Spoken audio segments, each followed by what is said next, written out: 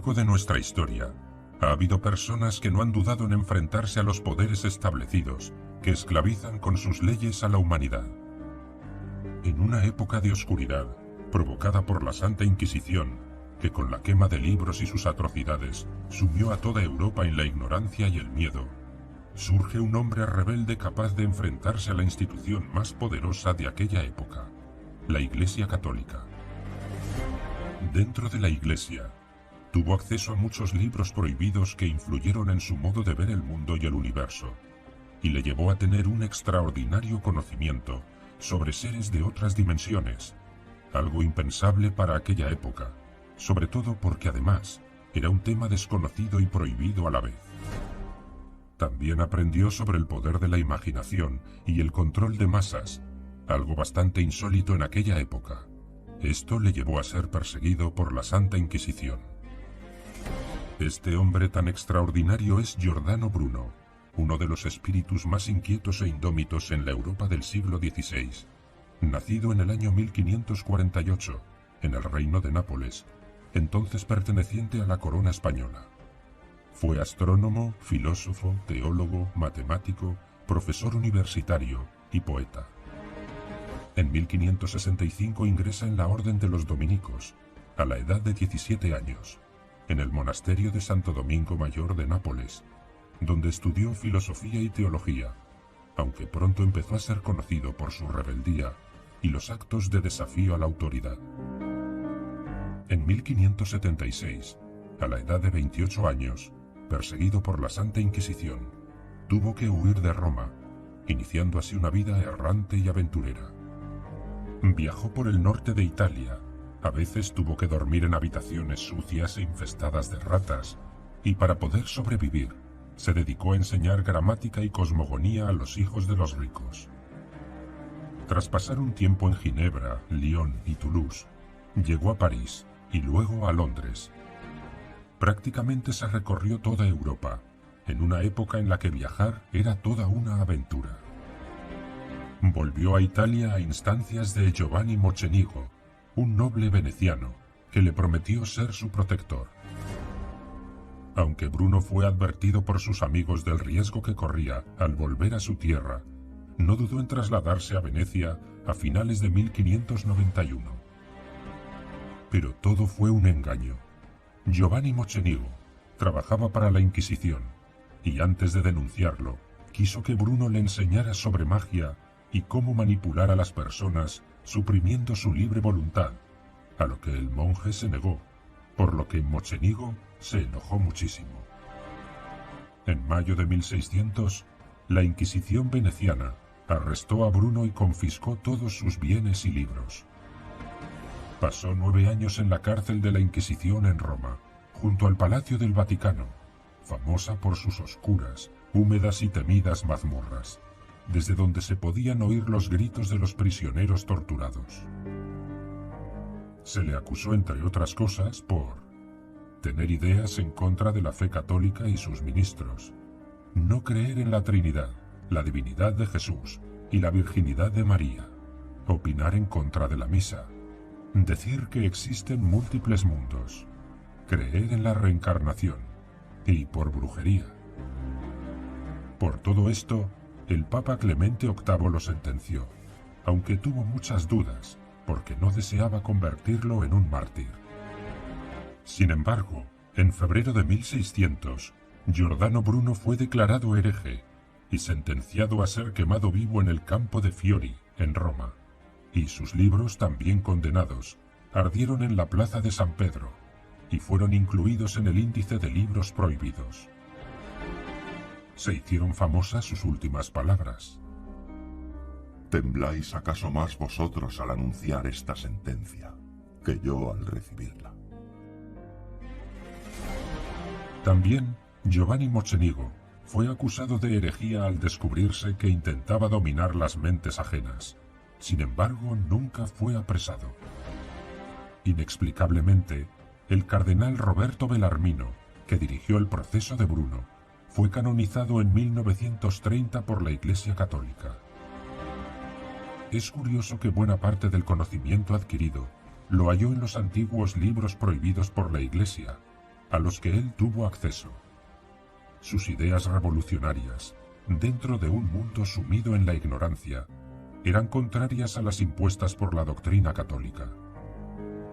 Tenía la teoría de que el Sol era simplemente una estrella, y que el universo contenía un número infinito de mundos habitados por animales y seres inteligentes. Rehusó tener imágenes de santos en su celda, tan solo aceptó el crucifijo. Estaba convencido de que el cristianismo era una falsedad, y que los papas y altos cargos eclesiásticos eran unos hombres inútiles, fanáticos, deshonrosos, inspirados por genios perversos, sin ingenio. Según Bruno, la humanidad está desconectada de su parte divina por culpa de una malévola enseñanza que hace imposible la comunicación con la divinidad. En el campo teológico, también difería bastante de la Iglesia, ya que para él, el universo, la naturaleza, todo era Dios. Creía que la Tierra y el universo eran seres inteligentes. Por supuesto que estas teorías revolucionarias escandalizaron a sus superiores. En su recorrido por las universidades europeas, se dio cuenta de que los profesores imponían su criterio a los alumnos, y estos lo aceptaban sin más, con una actitud bastante conformista. Giordano estaba en contra, y quería revolucionar el modelo de enseñanza. Decía que el alumno tenía que dejar su pasividad y debía participar en las clases, y reflexionar y debatir y cuestionarse todo lo que allí se decía. Este filósofo defendía la existencia de un universo sin fin y de infinitos mundos habitados, en contra de la idea de la creación postulada por la Iglesia. Pensaba que no hay ninguna realidad en este mundo que no tenga un espíritu y una inteligencia. Creía que somos eternos, que existimos antes y después de estar en este mundo, y que cuando el humano muere, su alma pasa a otro cuerpo. Defendía que la Tierra era una entidad inteligente, con sentimientos y poseedora de alma. Tenía la idea de que tanto hombres como animales poseen la misma esencia. Además, estaba convencido de que el cuerpo era la cárcel del espíritu. Para él, Cristo no era el Hijo de Dios, sino un mago excepcionalmente hábil. Pero fue su atracción por la magia la que vertió sobre él una impresionante lista de acusaciones. Según Bruno, existen 3 niveles de realidad: la fantasía, que conecta el mundo divino y el mundo material, y es el espíritu quien vincula el alma y el cuerpo. Para el mago, la imaginación es muy poderosa, es la llave de acceso para llegar a un ser vivo. Según sus escritos, el mago puede influir sobre los objetos, los individuos, las sociedades, y lo más impactante, es capaz de invocar la presencia de seres invisibles, héroes y demonios. A estos últimos, los gnósticos los llamaban arcontes, y en la actualidad se les conoce como aliens o seres dimensionales.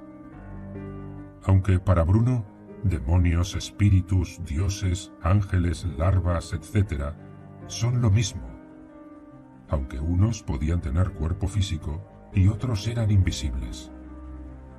Sin embargo, habla principalmente de 2 tipos muy diferentes: los demonios inferiores, que se les podía conjurar y dar órdenes a través de objetos y símbolos, y los demonios superiores, cuyos espíritus podían estar dentro de las estatuas, a las que se daba culto, se hacían oraciones, sacrificios de todo tipo, y ceremonias en honor a los dioses, demonios y héroes.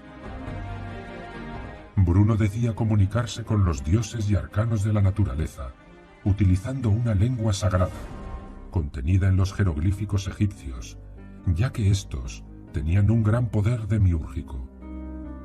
Consideraba que en la magia existía una técnica que podía ser utilizada como instrumento de manipulación individual o en masa. En aquella época era algo desconocido. Actualmente, el arte de la manipulación de masas es utilizado por la publicidad, la política, las religiones y los poderes en la sombra. Según menciona Bruno, En sus tesis de magia, otro elemento importante que debía tener en cuenta el mago es la fe, pues sin ella no se puede hacer nada. El mago o manipulador sabe cómo controlar a las masas. Sin embargo, el resto de los mortales están sometidos sin darse cuenta por otros hombres o por esos seres invisibles que ni siquiera saben que existen. Sin embargo, Bruno advierte constantemente de los peligros de la magia, porque si no se tiene cuidado, el mago que todo lo controla puede transformarse sin darse cuenta en un instrumento controlado por los fantasmas o entidades invisibles. Hay acciones en los humanos que son provocadas por ellos mismos. Sin embargo, existen otros muchos actos que realizan los hombres que son inducidos por otros hombres que ejercen la magia o por los demonios. Por eso para Bruno era tan importante el arte de la manipulación, para que nadie dirija tu vida y seas tú quien realmente la controle y no los demonios o esos otros magos malignos que intentan dirigir y controlar a la humanidad. Bruno tuvo muchos seguidores que apoyaban su creencia de que la Iglesia Católica era una falsedad y la religión era el mejor instrumento para la manipulación de las masas. Por supuesto, esto asustó muchísimo a esta institución, que no solo condenó a este hombre, sino que persiguió a todos aquellos que lo apoyaron. 2 siglos después, en el año 1889, se erigió una estatua en su honor, en el mismo lugar donde fue quemado. Hoy día su imagen simboliza la libertad de pensamiento y la condena al fanatismo religioso. Es posible que Giordano Bruno muriera, pero sus creencias y sus obras aún siguen vivas.